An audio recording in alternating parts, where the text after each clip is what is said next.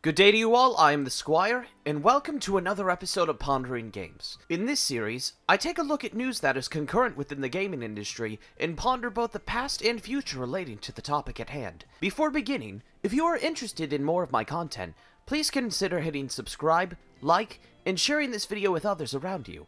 Are you pondering what I'm pondering? Let's find out. So ahead of release, the Pokemon YouTube channel has released a 13-minute long showcase regarding Pokémon Legends Arceus that presented in better detail what players will be doing in the game, such as ways you can encounter and catch Pokemon in the wild, and material gathering for all the different kinds of things that you'll be going through. You know, even though we've seen a good amount of this game, I still feel like there are a lot of things that we, as a collective player base, have yet to really grasp or discover, in a sense. That being said, though, I'm really excited for this game, and I'm happy to see a Pokemon taking different kind of liberties that I know some people in particular have been waiting for. While I am optimistic, you know, I'm usually an optimistic kind of fellow when it comes to this stuff, my main concerns have been on the technical side, but I'm keeping my expectations limited to just the frame rate and occasional pop-in with graphics. I think the art style is nice for what it's going for. I think it's a nice, soothing look, and it already puts Sword and Shield's wild areas to shame, but that's neither here nor there. I'm still a little mixed on the lack of shading in some of the foliage, though, but I don't want to be that guy that winces over trees in a Pokemon game, because guess what? Graphics do not make a good game. Now, when this was first revealed, I was among one of the really excited. But given the early footage we saw, many who saw that trailer were very split, you know? There was one side that was completely enamored like me. Oh my god, look at this! Open world Pokemon, sort of, whatever this is, this looks brilliant! But then there's the other side that had been rightfully reserved, coming off of Sword and Shield, and were dissatisfied with game footage not final, dropping frame rate. And looking back at that trailer, man, those Pokemon are dropping frames. So, rewinding the clock a bit, there's quite a reason as to why I care about Pokemon as much as I do. The earliest brushes I had with Pokemon were between Pikachu, Mewtwo, Jigglypuff, and Pichu in Super Smash Bros. Melee, and of course the anime. The GameCube was around me when I was younger at the time, so seeing what was in Melee, that was always going to be a given. And, you know, the anime, at this point in my life, it would be the exiting phase of Pokemania. I was sort of too young to experience that, but there were occasional reruns on Boomerang of the older episodes, so I actually managed to get some of my Indigo League series kicks in there. But when it comes to the games itself, one day I was at my cousin's house, and I just find a device laying on the ground. It looks similar to a GameCube, sort of, but it's small and there are buttons on it. And what I ended up finding was my cousin's Game Boy Advance, and inside of it was a copy of Pokemon Sapphire. Now, kudos to my cousin, who had actually made it to the Elite Four. Poor old me, well, poor young me in this case, went into the Elite Four without realizing the weight of it's past the point of no return. So, you know, you enter the Elite Four, and then the ominous Victory Road music starts playing, which I wouldn't have really great Elite Four music, by the way. I didn't know anything, and I got whooped. I just decided, okay, I want to see what more of this game is about. And apparently my brother did too, because he was the first in the family to get Sapphire. After I got a GBA of my own, I actually ended up getting Ruby to sort of counter my brother's Sapphire. And from that point on, Gen 3 was my bread and butter, despite playing the game, you know, like a child. When you're a child, you catch the same amount of Pokemon, you get one big overleveled starter, maybe like 5 other creatures, you don't level them up at all, and then you just have at it, you go on your way. That's a child's Pokemon journey right there. Now, of course, moving out of Hoenn, I also got into Leaf Green, and that was fun. I think my opinions on Fire Red and Leaf Green have sort of dwindled down a little bit, but I still like and have occasional fun with those games whenever given the chance. In terms of other media that I absorbed with Pokemon specifically, I watched a lot of the movies. Pokemon 3 is my favorite film in any kind of Pokemon media. I love the story, the aesthetic, the art style is really good, and you can't beat Dan Green as Entei, alright? In fact, I think his performance as Entei is the reason why Entei is one of my favorite legendaries. But then there are the GameCube spin-offs, of course. I got Colosseum and XD. Well, correction, my brother got Colosseum and XD, and I just sort of idly watched, but I also played them, and I beat XD, but I never finished Colosseum. In fact, I don't think I even got that far in Colosseum. And I also got Pokemon Channel. Yeah, you know, it's Pokemon Channel. You just sit down, watch TV with Pikachu, maybe even go on a little walk outside the neighborhood. And this is also how I got acquainted with a number of Johto Pokemon. And it's so funny in retrospect because the next generation coming up, I get so invested with Kanto and Sinnoh and Hoenn, you know, that once Heart Gold and Soul Silver come back into the fray, just a lost era of Pokemon refreshes into my brain like, oh my god, I completely forgot about Aipom and Wooper and Magby and Smoochum. And then I remember when Diamond and Pearl came out, it felt really magical despite its initial speed. You know, I thought it was funny because when the ads for Diamond and Pearl came out, I was floored that a company that wants to make money could make more Pokemon. Like, it never even crossed my mind that more Pokemon could just be made, you know? The Wii and DS I was, like, really hesitant with at first, so I didn't necessarily, like, latch on to either console at first, but where the Wii's grapple for me was Super Mario Galaxy, the Nintendo DS's grapple for me was Diamond and Pearl. But yeah, despite Diamond and Pearl's initial speed, I love and played that set of games to death.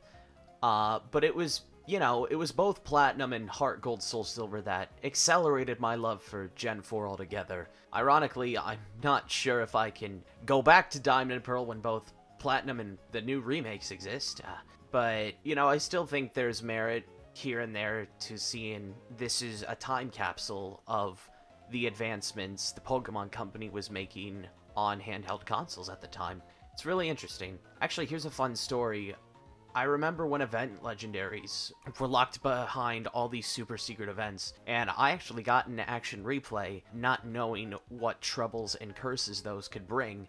So, in an attempt to try and get to the event legendaries, I ended up wiping my save data for my first Diamond playthrough. But while I was very sad, I just ended up getting a second Piplup, and I beat Diamond again. Actually, you know, speaking of the DS, can we talk about how cool, how brilliant the original DS's compatibility with Game Boy Advance games were, alright? You see the Game Boy Advance cartridge slot, alright? Yeah, you put that in, and then you're playing Diamond and Pearl something, and you beat the game, right? And then you go to the settings, and then it says transfer from this specific Gen 3 game, and then it's like, you can't see it, and you know, it's just like fun little programming shenanigans. But it's like, you just envision that the DS cart is literally sucking your Pokemon out of the Game Boy cart and into the DS, and then going to the PAL Park and, like, catching your old companions in these new sprites. It was incredible. To this day, I'm still a fan of the series despite its shortcomings. Personally, I never really took issue with the Pokemon formula, you know, 8 gym leaders, you have a rival, go around the world, stop the evil team, catch a legendary Pokemon, become the champion, you know, that was the quote-unquote Pokemon formula. And you know what? I'm in the minority in a sense. I never really took issue with that because I just saw it as tradition, less so getting stale, you know, like, compare that to Dragon Quest and Persona. I don't mean to sound sacrilege, but, you know, they have a lot of formulaic elements too. You know, with Dragon Quest, you're the chosen one, you go see the king. There might be differences in when you go to see the king here and there, but then you march off and begin your great quest to defeat the Grand Evil. You know, that's JRPG textbook 101. Dragon Quest is the godfather of that. And then, of course, you have Persona, where it's like, the events that transpire in those games are different, but you're still living out the life of a high school student, doing daily activities, hanging with your friends, going through dungeons, and then going through these different school semesters while the story continues to unfold. It's more so structured with Persona, less so about any kind of formula stuff. But I just thought I'd bring up, like, you know, Pokemon has had this structure, these foundations for a while. But it's easy to tell, you know, I've heard a lot of people who are 10 to 15 years older than me who had been tired of this, who had grown exhausted with Pokemon. And you know what? While I might be in the minority and may not agree with them necessarily, I will respect their opinion. I understand what it's like sometimes when I play a game and then it gets tiring. But shifting forward beyond my childhood with Gen 4 and 3, a little after Black and White 2, I really started to understand how to play the game. This was around the time when I found YouTubers like the J Wits and Munching Orange, Shofu, John Carlo Paramango 11. I always tuned into these guys because I always liked what they had to say, and they always had some fun insight on the series. And then, you know, you also had Chugga Conroy, Marilyn, Tamashi Hiroka. A lot of great YouTubers out there. Nate Wants to Battle, I enjoyed his Pokemon content before he really decided to pursue music, you know? Really cool how you look back at things like 8 years ago or so, and things are just completely different. But speaking of time frame ago, after I figured out how to play the game better and a bit more, X and Y came out, and that was my first midnight release of a video game that I ever got. My brother surprised me right after the homecoming football game at school. It's like, hey Ben, we're gonna go get you Pokemon. I'm like, I love you, big bro. Yeah, it was raining, but I got X and Y, and I beat that game in less than 24 hours. 23 hours, I think, was my playtime. Got it midnight, played an hour or two, completely binged it on Saturday, and then I beat it Sunday afternoon. And I had a lot of fun with that, and I just kept playing and playing and playing X and Y. You know, it's funny, I don't view them as bad games at all, but I can definitely see nowadays the shortcomings it has. And you know, while it's a lot more convention breaking, I also enjoyed both Omega Ruby and Alpha Sapphire for what they were. They may not have been the definitive edition, the definitive remakes that people wanted, but I thought the spin that it told was an interesting one. And I still like the stuff that they kept and the remixes and remasters they did around Hone in general. Now, when it comes to Burnout, I don't think it wasn't until Sun and Moon where I started to feel any semblance of it. You know, despite the great stories and characters that both Sun and Moon had to tell, I just think Gen 7's my least favorite. And, you know, it's not any knock against the game. In fact, I'm gonna say this right now. I think all Pokemon games at their core are good games. And what your favorites end up being is up to preference. And for me, I just did not like Gen 7's region layout. And I thought Z-moves were just this shallow concept compared to Mega Evolution. Like, when Mega Evolution was introduced, I really thought, wow, this is crazy, and I really want to see where this goes. But little did I realize that was only step one in so far 3 annual gimmicks added into a Pokemon game, and it made me sad because my favorite gimmick that they introduced was the first one, and it was imbalanced, and instead of like ironing out the kinks and fixing it up, they just said, you know what, let's just try something else that makes this region stand out. But for what it's worth, I really enjoyed Let's Go Pikachu and Eevee. The irony in that is it has the same issues people have with Oris, but in my opinion, I think it's worse in Let's Go Pikachu and Eevee. Instead of just getting your red, blue, green affairs down, like, beat for beat, oh, red and blue are just there. Like, you're just, like, a few months or so after their journey, and then you get probably my least favorite rival in the entire series, Trace. Alright? Trace, what are you? You are just this schmarmy, dumb-looking kid. I do not like you, Trace. You make Blue look like a decent human being, alright? You are just a whiny, miserable, sad little sap of a kid. I hate you, Trace. Get out, get out. Okay, enough ragging on Trace. Yeah, my main issue with Let's Go Pikachu and Eevee were the controls, actually. I like the idea of just catching Pokemon and then wild battles being the same, but my issue is you're better off playing Let's Go Pikachu and Eevee in handheld, because you get the button configurations that you would get otherwise, and you also have gyro aim when it comes to catching Pokemon. When you dock your console and play with one Joy-Con, you cannot manually aim your camera, and instead you're stuck curving your throws, which can be really tricky to do. But for what the experiment was, I think it was a good way to invest a new audience coming from Let's Go and getting them into the quote-unquote main series of Pokemon games. Speaking of, oh, Sword and Shield. Sword and Shield never change.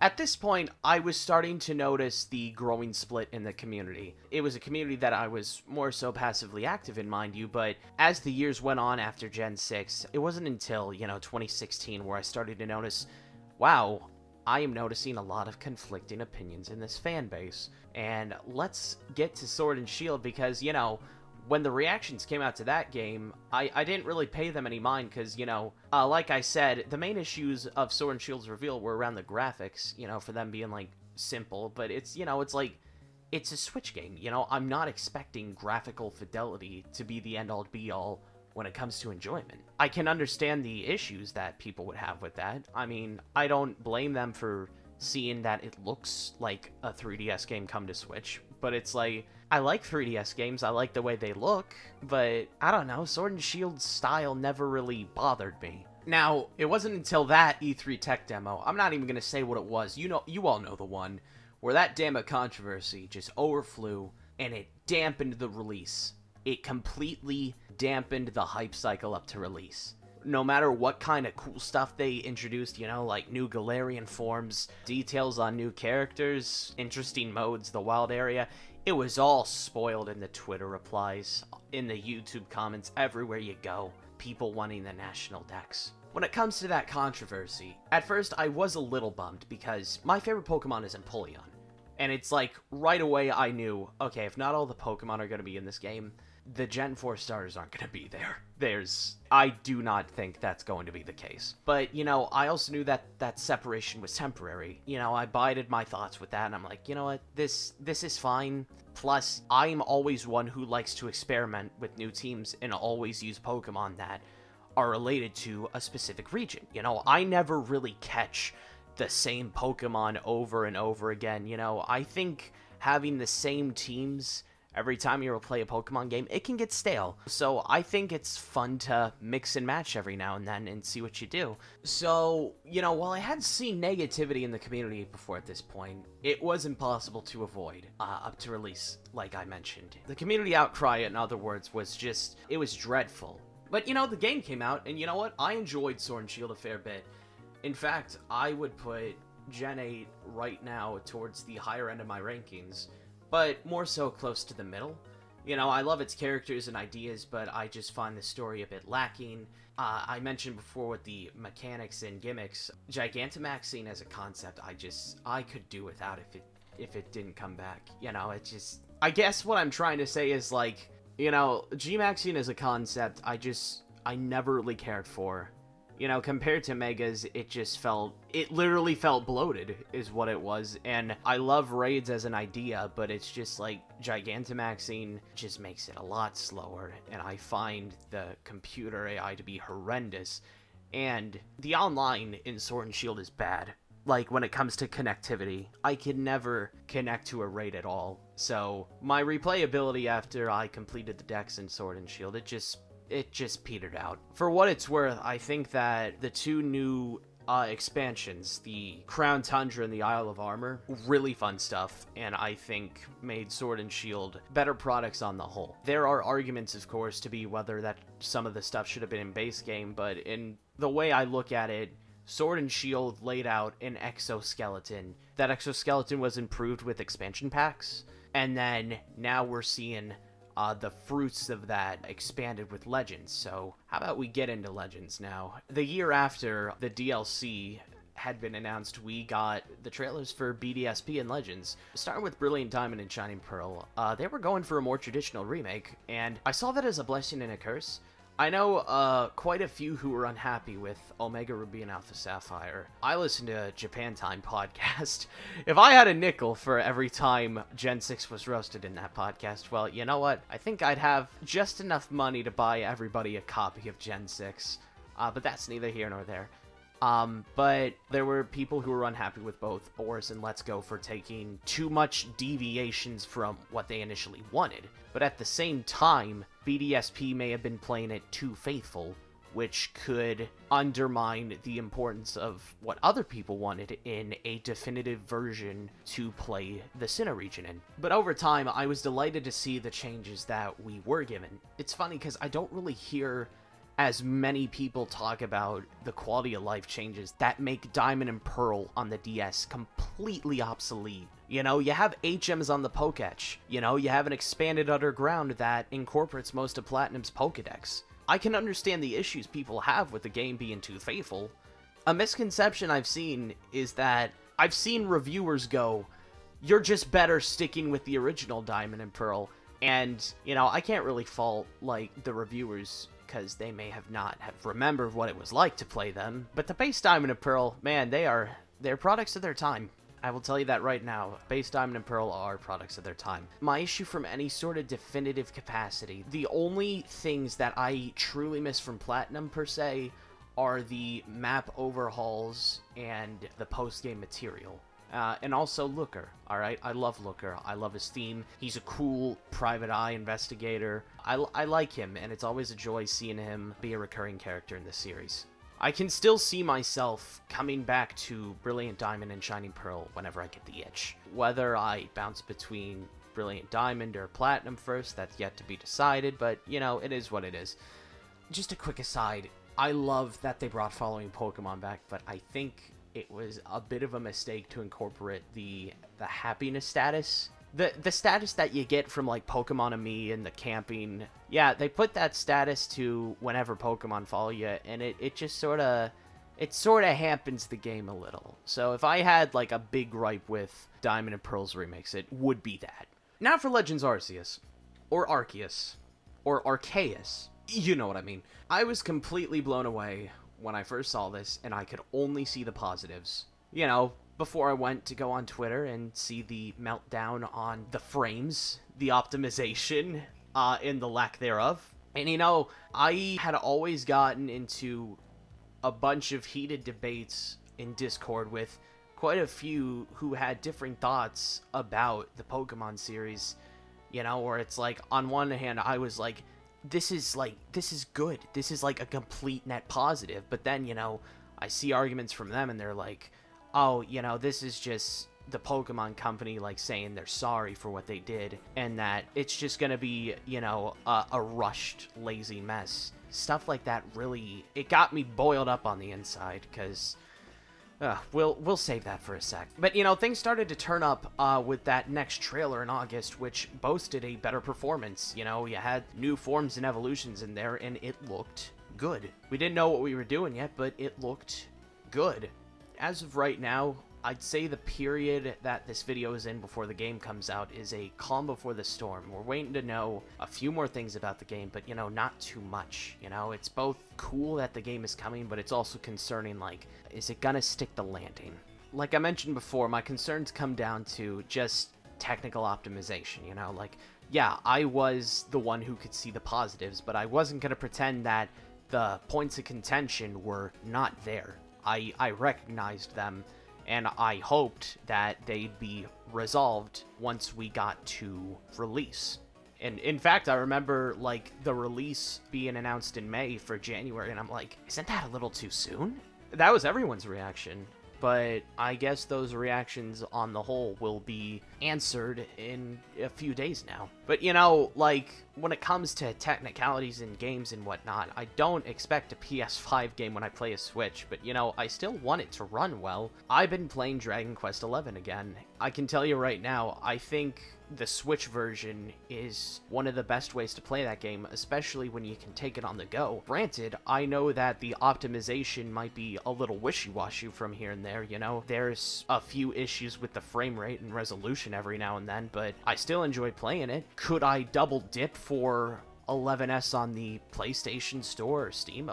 Absolutely I could, but, you know, I made the active choice that I wanted to play Dragon Quest because, one, I'm broke and I can't really afford a prettier looking version of this game, and two, you know, I like its home on the Switch. Might not be the shiniest looking apple in the fruit basket, but it's still a fun game at heart, and I just think that goes back to my hopes of wanting this game to be good. I want this game to be good because they're trying something new. You know, I wouldn't mind if it proved a lot of the more vocal critics that I've gotten into debates with wrong. It's sort of like with Sonic, actually, and I don't like comparing the two communities, but, you know, it's like, I want to see these series get a win. I want everyone to be happy, so the cynicism is just relinquished. For the time being, of course. You know, Sonic's probably gonna have a trip every now and then, but, you know, knock on wood, I can be hopeful. But I want a Pokemon game to come out, people be thrilled by it, and realize, you know what? This series is up there with Dragon Quest and Final Fantasy and other JRPGs. You know, I feel like there's just a small audience, like a small minority, that thinks that Pokemon is nothing more than a child's game, and that it's trivial. And, you know, I just want to say this. I'm sorry if throughout this Pondering games I've come off as sort of hypocritical or counterintuitive or am assuming just things. You know, it's just, it frustrates me when I see a series like Pokemon with the legacy it has not respected as much as it could be. You know, and back to Sonic, I think that comes with the trials and tribulations of being a fan of that series for years, and supporting the developers, which goes into my final thoughts relating to Game Freak. When it comes to the track record of Game Freak, it's gone up and down, where they can be resourceful at their best, they can be inconsistent at their worst, and this is a running theme, and here's what I'm gonna say. I don't believe that Game Freak has lazy developers. I think when you go into the gaming industry, you are going to work hard, and you're going to pull your punches.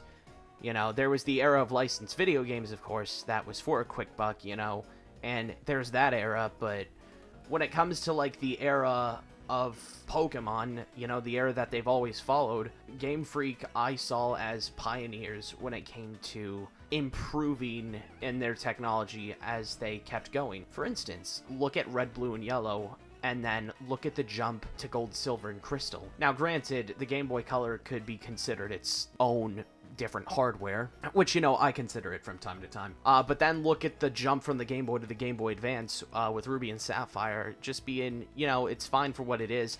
But then you get Emerald, Fire Red, and Leaf Green, and it pushes the Game Boy's capacity to its limits. Then you get Diamond and Pearl, Heart Gold, Soul Silver, and Platinum. Then you jump to Black and White, and Black and White is not only a fan favorite, you know, it's a top 3 generation for me, it's also this marvel of a lot of technical feats on the DS with what they can do with their sprites, and they properly optimized what had been absent in Gen 4. I don't know if I phrased that right, but you get what I mean.